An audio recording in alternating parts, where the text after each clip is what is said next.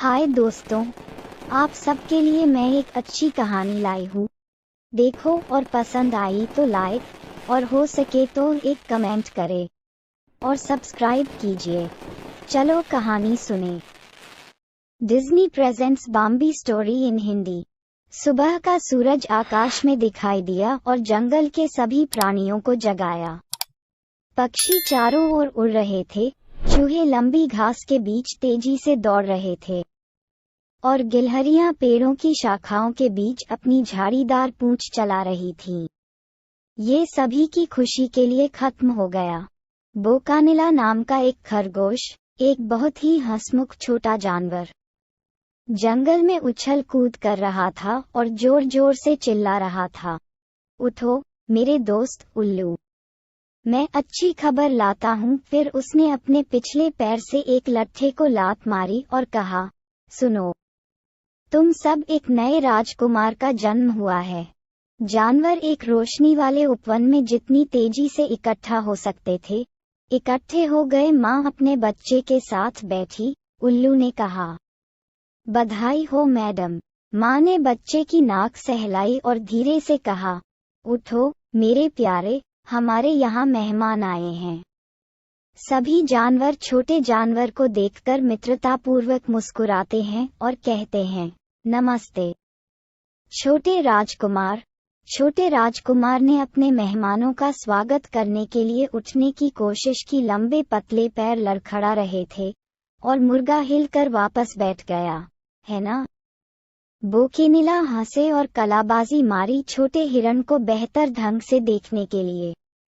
वह उसे क्या कहेगी? सियुता ने अपने शावक की ओर प्यार से देखा और कहा, मुझे लगता है कि वह उसे बाम्बी कहेगी। समय बीतता गया और बाम्बी बड़ा और मजबूत होता गया।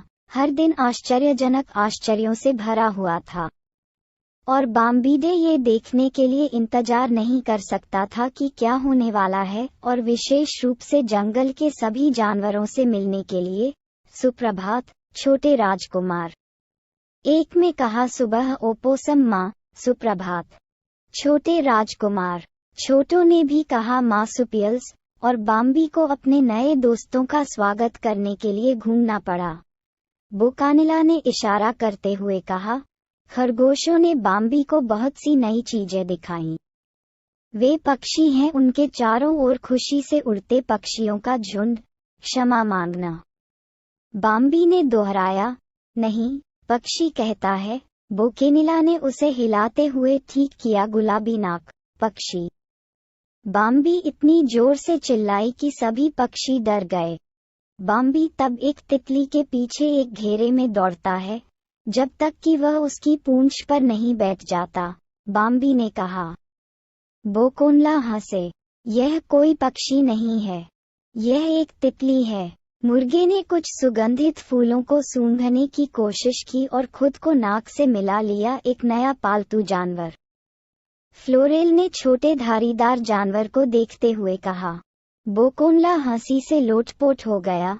ये फूल ही नहीं है।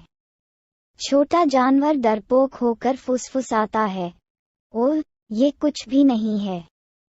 अगर वह चाहे तो मुझे फ्लो कह सकता है। और बोकानिला और बाम्बी गड़गड़ाहट की आवाज आने तक खेलते रहे। बोकानिलो, उसने बेचैनी से आकाश की ओर देखा और अन्य खरगोशों के साथ बिल में गायब हो गया। बाम्बी अपनी माँ के पास लौट आया था, जिसने कुछ पेड़ों के नीचे आश्रय बना रखा था। जब बारिश के बादल इकट्ठे हो गए तो आसमान में अंधेरा छा गया और बम्बिस ने अपनी माँ के बगल में घोंसला बना लिया। बारिश की बूंदें पत्तियों पर थपथपाने लगीं। ऊपर के पेड़ पर गिलहरियां अपनी रोएदार पूंछों में लिपटी हुई थीं और माँ पक्षी अपने छोटे बच्चों को ढंक रही थी। चूहों ने बड़ी टोपियों वाले मशरूमों के नीचे आश्रय मांगा और जल्द ही सभी जानवर बारिश की बूंदों की धीमी आवाज में सो गए। एक दिन प्यारी माँ अपने शावक को एक खूबसूरत घास के मैदान में टहलने के लिए ले गई।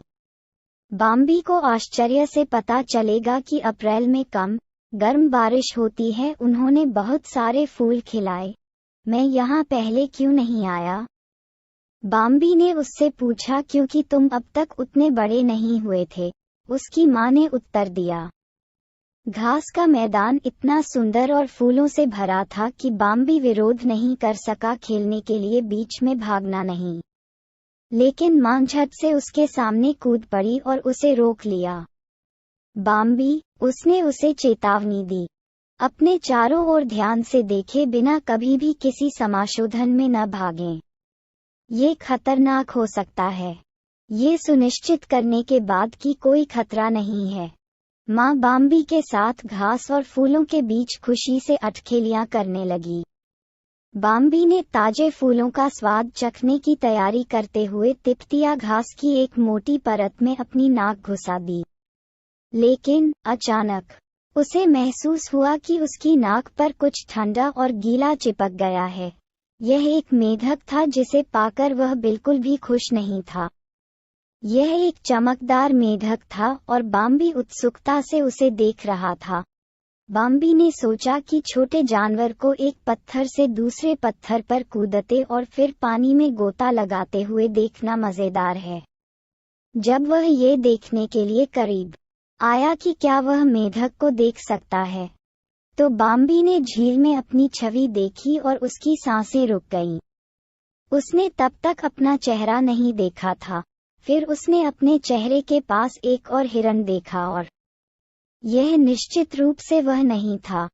बाम्बी ने पहले कभी नेवले के साथ नहीं खेला था और उसे वास्तव में समझ नहीं आ रहा था कि उसका पीछा किया जा रहा है, गुदगुदी की जा रही है और तालाब में धकेल दिया जा रहा है।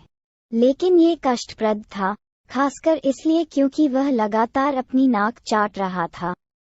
हालांकि इसमें ज्यादा समय नहीं लगा और बाम्बेसी फेलिन सबसे अच्छे दोस्त बन गए। कुछ ही देर बाद जमीन पर खुरों के टकराने की आवाज सुनकर बाम्बी और फेलिन ने खेलना बंद कर दिया। वहां कई हिरन सरपट दौड़ रहे थे, जिनका नेतृत्व उनमें से सबसे बड़े और सबसे मजबूत हिरन कर रहे थे। वह रुका, मुड़ा और सीधे बाम्बी की ओर देखा। उसकी माँ ने उसे बताया कि यह जंगल का राजकुमार था, एक हिरन जिसका हर कोई सम्मान करता था। इससे भी अधिक, यह उसका पिता था। अचानक एक गोली से घास के मैदान का सन्नाटा टूट गया। बाम्बी ने सोचा कि यह गड़गड़ाहट की आवाज थी, लेकिन यह एक बंदूक थी। वह आदमी समाशोधन में प्रवेश कर गया। सभी जानवर घने जंगल तक पहुंचने की पूरी कोशिश करते हुए पीछा करने लगे, जहां वे सुरक्षित थे। बाम्बी के पिता ने झुंड का नेतृत्व किया और सुनिश्चित किया कि वे सभी शिकारी से दूर रहें। एक जमे हुए तालाब पर बोकानिला घूम रहा था और फिसल रहा था। खरगोश ने खुशी से बाम्बी को बुलाया। चलो, बाम्बिल मजेदार है। बाम्बी उसे बताना भूल गया कि बर्फ बहुत फिसलन भरी थी, और जब बाम्बी तालाब पर कूदा तो उसके 4 लंबे पतले पैर सभी दिशाओं में जाने लगे। फिर स्तब्ध होकर वह सीधे उसके पेट पर जा गिरा।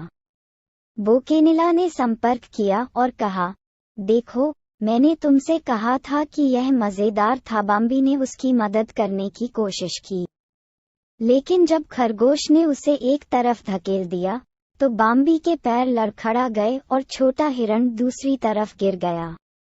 आखिरकार बोकानिला उसे उठाने में कामयाब रहा और उसे धक्का दिया। अब आप स्केटिंग कर रहे हैं। खरगोश हंसा। दरअसल ये तब तक मजेदार था जब तक बाम्बी को याद नहीं आया कि उसे नहीं पता कि ब्रेक कैसे लगाना है। बर्फ में खोदी गई एक गुफा के ठीक किनारे पर दोनों बर्फ से फिसल गए। अंदर छोटा बदमाश फ्लो गहरी नींद में सो रहा था। उठो फ्लो, बाम्बी चिल्लाया, लेकिन फ्लो ने जम्हाई ली, हाथ बढ़ाया और पूछा, वसंत आ गया? नहीं, सर्दी अभी शुरू हुई है, बोकेनिला ने उत्तर दिया। ओह, लेकिन मैं पूरी सर्दी सोता हूँ। जब बर्फ पिघल जाए तभी मुझे जगाना। सबसे पहले सर्दी मजेदार थी, लेकिन बाम्बी को वसंत और गर्मियों के महीनों के दौरान खाए गए ताज़ी घास और सुगंधित फूलों की याद आने लगी। खाने के लिए कुछ भी नहीं था और बाम्बी पहले से ही भूखा था। चिंता मत करो बेटा, लाना लंबा लगता है, लेकिन ये हमेशा के लिए नहीं रहेगा, उसकी माँ ने एक पेड़ की छाल काटते हुए कहा। एक दिन उन्हें कुछ घास मिली जो बर्फ के नीचे से उगाई थी और खाने के लिए रुक गई थी। माँ ने अचानक सिर उठाया।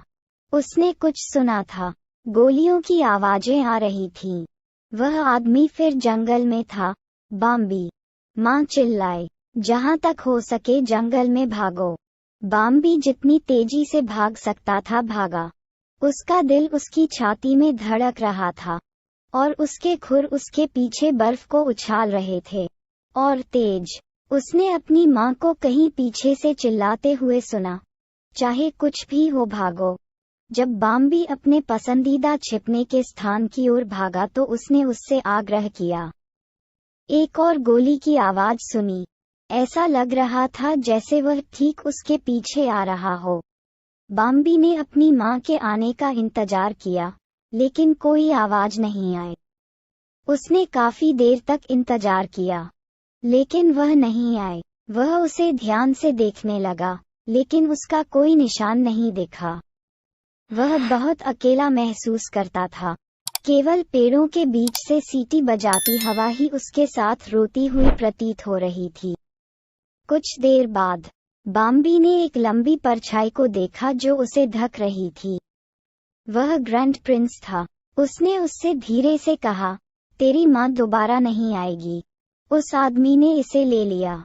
जैसे ही बाम्बी ने रोना बंद करने की कोशिश की, उसके पिता ने जारी रखा, आओ बेटा, मेरे पीछे आओ। बाम्बी ने एक बार फिर उदास होकर उसके चारों ओर देखा और फिर धीरे धीरे अपने पिता के पीछे पीछे घने जंगल में चला गया। समय तेजी से बीत गया और सर्दियों के लंबे और ठंडे दिन समाप्त हो गए। जंगल फूलों और खुशियों से भर गया।